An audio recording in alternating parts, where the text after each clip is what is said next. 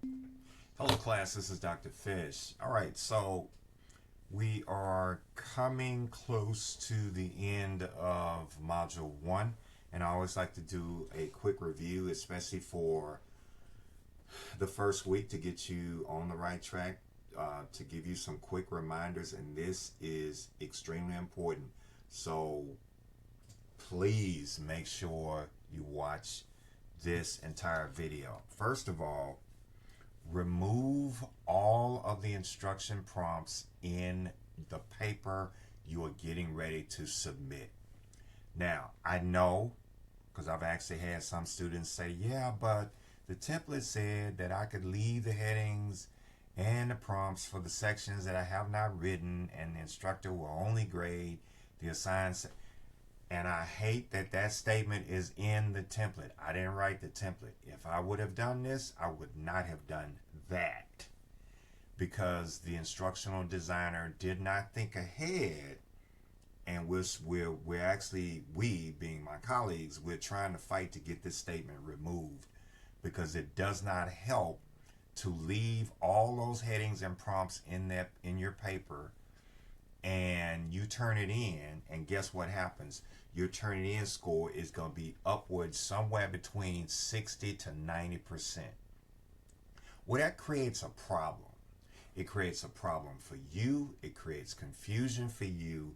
It creates anxiety for you. It also creates the same problem for me, or problems for me. Okay? Because when I see a high turn it in score, I'm like, during the first week of this particular class, okay, is it because they didn't remove the prompts? That's the question that I ask. Or is it because plagiarism occurred? You see what I'm saying?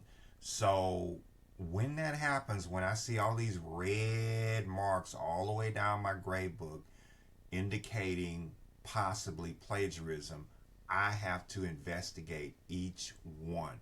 Click on the Turnitin report, open it up, study it to make sure plagiarism did not happen. Most of the time, it's because students left all of these instruction prompts in this template. I'm telling you, remove the instruction prompts. I said it in my first video. As a quick reminder, I'll come back to it. You need to watch my first video in case if you missed it, okay? In case you missed it, remove the instruction prompts. Let me say it one more time. Remove the instruction prompts. What do you mean? Remove all of this. This first page should be gone. It should be your cover page. First page should be this one, your cover page. And then anything after module 1, and let me show you so it'll make sense to you. This is what it should look like. I'm looking for a clean paper like this. Clean. This is a clean paper.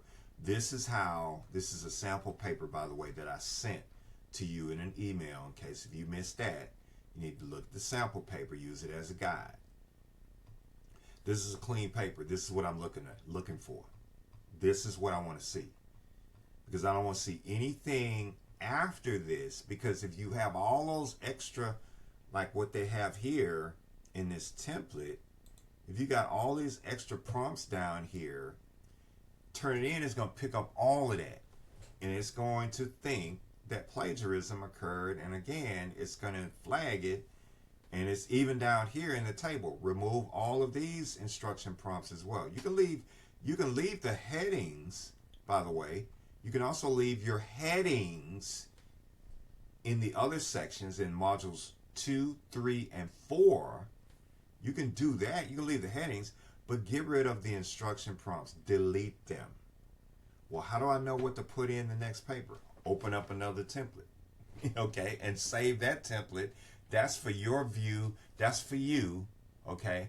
But for me, when you submit a paper to me, this is what I'm looking for. This is the only thing I want to see, and it'll help to avoid slowing down the grading process. Speaking of grading, so number 1, remove all the instruction prompts. Number 2, grades are normally completed no longer than next Thursday. It's always the following Thursday of each module. I have up until the following Thursday. Normally, I'm going to say this one more time, going back to number one. If you remove all the instruction prompts, I can probably get through my papers pretty fast. It depends, because oftentimes I'm trying to help, guide and students in the right direction. So I have to give a little more feedback during module one. Modules 1 and 2, typically that's going to happen. It's mainly on module 1. And oftentimes it's APA formatting or some kind of formatting issue. And it could be a lack thereof of content. Okay, because I'm looking at two things when I grade based on the rubric: APA and content. Those are the two things I'm looking for.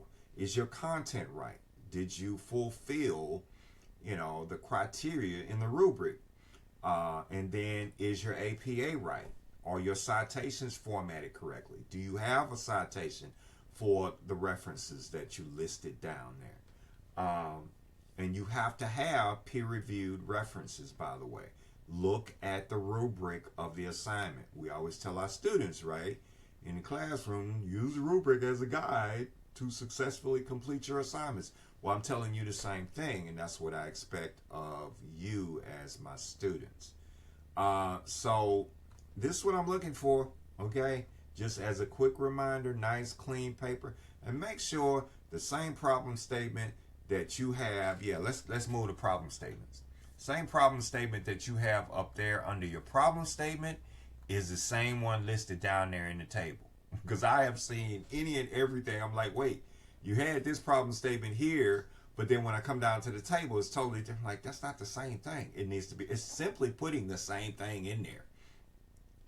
I already told you, go back and look at the video. I'm not going back through problem statements again. They should be short. They should not have conjunctions in them. Just short, straight to the point. Keep it short and straight to the point. One problem, not two problems. Not this and that. It's only one problem. And then you can elaborate on all of that this and that stuff that you were trying to pack into that one problem statement. That's why I try to get students to keep it concise, sweet, straight to the point. What is the problem? What is the one problem that you're trying to tackle? Okay.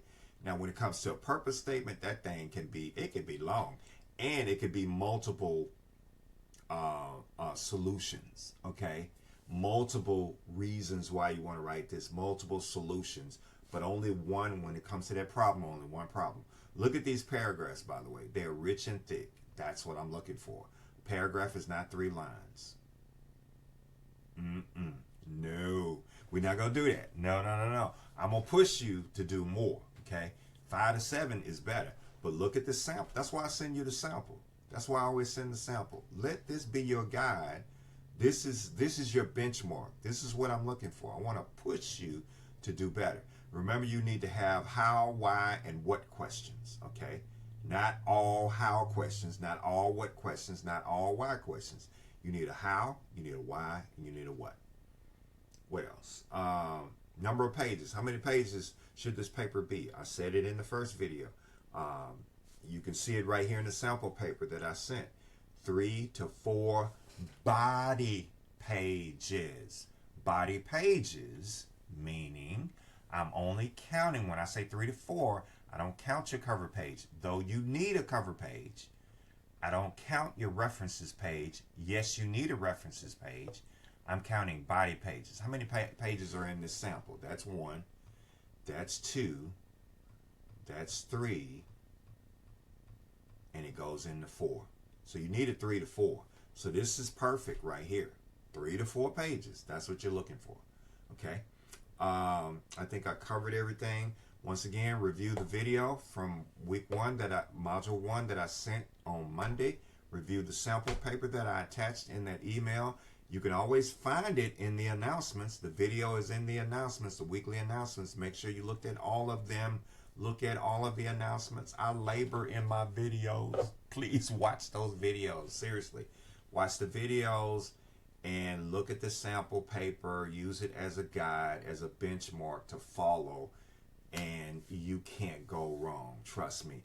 First statement under the purpose statement should be the purpose of this action research. The first statement under the problem statement. The problem is, okay? and it's again short, straight to the point, no conjunctions. All right.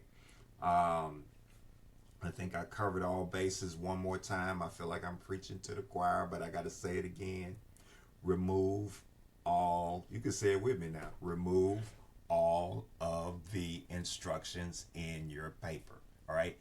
Oh, Dr. Fish, I already submitted it. You can do it again. You can submit it again. Go back and clean it up and submit it again. I'll see it. I always see the last submission anyway. Okay. So make sure you have removed everything, and that will keep turning in scores down, and I won't lose any more hair, and you won't be have any anxiety, and you're gonna be fine. Okay. So if you have any questions for me, let me know. I'm here for you.